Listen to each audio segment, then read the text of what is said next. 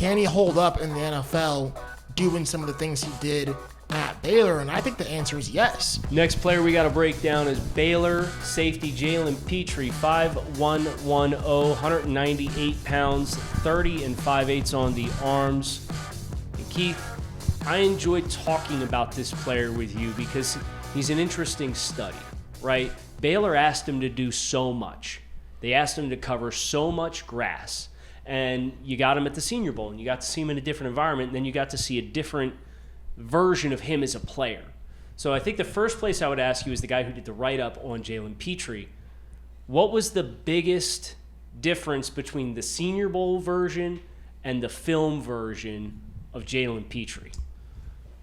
Him having to cover, because he didn't do that at all at Baylor. There may have been a couple times where he did some type of zone, maybe cover 3, hook, curl type of situations, but there were no him playing man-to-man, and you're able to see his athleticism overall. And I think that's partly what gave me an issue, right? When we talked about him in our meetings, was that I knew this guy was 5'11", 199 pounds. So it's like, I know he's not a big guy, but he plays primarily in the box. So in order for me to take him high, I have to know that he has that versatility to be able to cover. So just having a conversation with y'all, because I think y'all were able to help me paint a picture for what this guy can do on the next level, because it is a very complex thing when you match what he does as basically an outside linebacker at 5'11", 195 pounds, and then what he would be able to do in the NFL. I love his ability to tackle and play the run and blitz, man. Like, you think about how the game's played in sub, and having a player like this where you're going to concede that you're going to be a little bit light with your personnel on defense, and you're probably running a 4-2-5 as a base defense, which more and more teams are doing, and you have Pitre there as kind of this slot safety type player that is willing to stick his nose in there and hunt the football and play amongst the trees and be really physical and competitive. And I thought he's one of the best blitzers off the edge in from the defensive backs in this class. And so as somebody who I feel like I've done a good job of embracing the sub-package mentality of the NFL, and like I value players like this, and I'm waiting for the NFL to catch up to it. I get so excited about what he can do for my defense and sub. Yeah, I mean, this kid's always around the football. I mean, that's one of the things, and I think that speaks to his instincts and toughness and competitiveness. Is he's just a monster. He truly is. I mean, even though he's small and undersized, he'll defeat blocks, because he is so tough, and he's able to strike and evade blocks with his quickness and speed, and he's an outstanding tackler, and he's not just a wrap-up guy. He's a guy who's looking to create turnovers and looking to really strike and punish dudes, which I think sets a tone for the defense, even though he is undersized.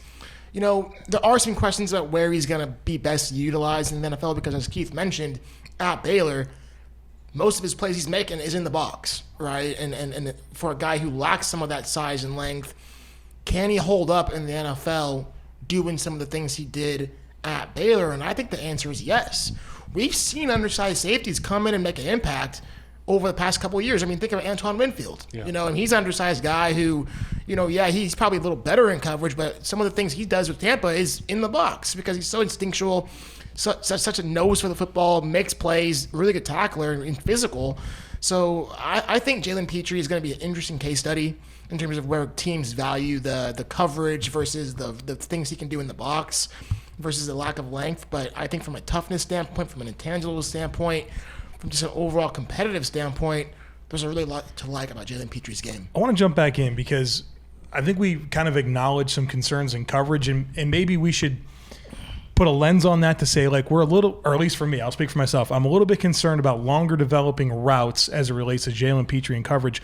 But where he does give you a lot in coverage is the quick passing game, right? Like, teams do that. They get the ball out quick. The triggers in the NFL right now are off the charts, man. They get the ball out in like two and a half seconds. Most of the quarterbacks are under that. That becomes rally, right? Yeah, that's it's not, click and close. Go tackle. Yeah, it's all in front of your face and catch coverage, and you just trigger and get down and stuff in front of your face. I'll bring two names to the table here. I'm interested what you guys think. One's Chauncey Gardner-Johnson.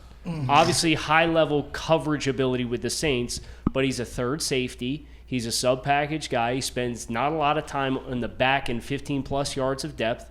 And the other one is Brandon Jones from the Miami Dolphins, who was their third safety, and they had Holland and Eric Rowe as their two high safeties. And whenever they went into their big nickel or they wanted to get into a lot of their pressure looks where they had him on the field either lined up over a slot and as a blitzer, or they would mug him in interior gaps and they'd have him drop and be a rat. And those kinds of roles for, I think, blitz-heavy teams are where I get really excited about Jalen Pitre. So, of course, those are two stylistically different defenses, right, between New Orleans and Miami and the ideologies that they each implement. But I could at least paint a athletic profile and similar skill set perspective for each side of the fence to try to find a home for Jalen Pitre. I like that you brought up those two comps, and this one isn't a complete full circle comp that I have, but you think about what Buda Baker brings to the Cardinals defense, right? And that swagger, that toughness, that physicality. You see the same things with Jalen Pitre when he's coming down in the box and he's blitzing. He makes those big tackles. He's jawing with guys. He gives his defense energy as well. And those are things that are very valuable for a defense. And he's just a Swiss Army knife. The main thing is just figuring out how you want to use him and just deploy him in the right situations. But with his attitude, his play style, and his energy levels, that's a guy I want on my team.